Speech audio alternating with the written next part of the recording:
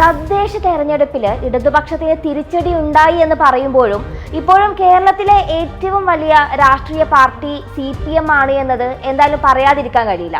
UDF മുസ്ലിം ലീഗിനെ പോലെ ശക്തിയുള്ള ഒരു ഘടകകക്ഷി ഉള്ളതുകൊണ്ട് കൂടിയാണ് ഇത്തരമൊരു വിജയം അവർക്ക് സാധ്യമായിരിക്കുന്നത്.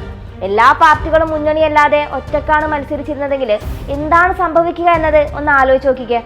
ഏത് തെരഞ്ഞെടുപ്പിൽ ഒറ്റയ്ക്ക് മത്സരിച്ചാലും വലിയ വിജയം നേടാൻ പോകുന്നത് CPM തന്നെയാണ്. അക്കാര്യത്തിൽ കോൺഗ്രസിനും ലീഗിനും BJPക്കും ഒന്നും മറിച്ചൊരു അഭിപ്രായം ഉണ്ടാവുമെന്ന് എനിക്ക് എന്തായാലും തോന്നുന്നില്ല. അന്തിമ കണക്ക് പുറത്ത് വന്നിട്ടില്ലെങ്കിലും തദ്ദേശ തെരഞ്ഞെടുപ്പിൽ മുന്നണികൾ നിർത്തിയ സ്വതന്ത്രരുടെ വോട്ടിംഗ് ശതമാനം ഉൾപ്പെടെ കൂടി പരിശോധിച്ചാൽ അല്ലെങ്കിൽ കൂട്ടി പരിശോധിച്ചാൽ ഏകദേശം 42% വോട്ടുകളാണ് UDF നേടിയിരിക്കുന്നത്. ഇടതുപക്ഷത്തിന് 39% അടുത്ത് വോട്ട് നേടാൻ കഴിഞ്ഞിട്ടുണ്ട് എന്ന് വേണം കരുതാൻ. അതായത് ഇവിടെ വ്യത്യാസം എന്ന് പറയുന്നത് ഏകദേശം ഒരു 3%. നിയമസഭാ തെരഞ്ഞെടുപ്പിൽ ഈ 3% മറികടക്കുക എന്ന് പറഞ്ഞാൽ ഇടതുപക്ഷത്തെ സംബന്ധിച്ച് അത് അസാധ്യമായ കാര്യമൊന്നുമല്ല. 20% ഉണ്ടായിരുന്ന വോട്ടിൽ നിന്നും നേരെ കുത്തനെ 14% BJPയുടെ വോട്ട് ശതമാനം കുറഞ്ഞത് എന്നാണ് ആദ്യഘട്ട വിശകലനത്തിൽ നിന്നും മനസ്സിലാകുന്നത്. ഇത് BJPയെ സംബന്ധിച്ച് തിരിച്ചടി തന്നെയാണ്. കേരളത്തിലെ പാർട്ടി വളർന്നുകൊണ്ടിരിക്കുകയാണ് എന്ന് പറയുന്ന കേന്ദ്ര നേതാക്കൾ അന്തിമ കണക്ക് വരുമ്പോൾ അന്തം വിട്ടു പോകുന്നതും എന്തായാലും ഉറപ്പാണ്.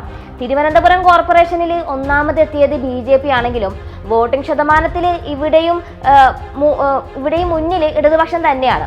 ഈ കണക്കുകൾ നൽകുന്ന ആത്മവിശ്വാസത്തിലാണ് ഇടതുപക്ഷം തിരിച്ചു വരുമെന്ന് കേരള കോൺഗ്രസ് നേതാക്കൾ പോലും ഇപ്പോൾ തറപ്പിച്ച് പറയുന്നത്. കേരള കോൺഗ്രസ് ഒരിക്കലും LDF വിടില്ലെന്നാണ് ലീഗ് നേതാക്കളുടെയും അതുപോലെ തന്നെ കോൺഗ്രസ് നേതാക്കളുടെയും ക്ഷണത്തിന് ജോസ് കെ മാണി നൽകിയിരിക്കുന്ന മറുപടി. കേരള കോൺഗ്രസ് ജോസഫ് വിഭാഗത്തിന് പരുന്തിന്റെ പുറത്തിരിക്കുന്ന കുരുവിയുടെ അവസ്ഥയാണെന്ന ഒരു പരിഹാസവും ജോസ് കെ മാണിയുടെ ഭാഗത്തു നിന്നുണ്ടായിട്ടുണ്ട്. UDFിനൊപ്പം തുടരുന്ന ജോസഫ് ഗ്രൂപ്പ് അവരുടെ ചെയർമാന്റെ തട്ടകായിട്ടുള്ള തൊടുപുഴയിൽ ജയിച്ചത് വെറും 2 മാത്രമാണ്. ഇത് ചൂണ്ടിക്കാട്ടിയാണ് പരുന്തിന്റെ പുറത്തിരിക്കുന്ന കുരുവിയുടെ അവസ്ഥയാണ് ജോസഫ് വിഭാഗത്തിനെന്ന് ജോസ് കെ മാണി തുറന്നടിച്ചിരിക്കുന്നത്.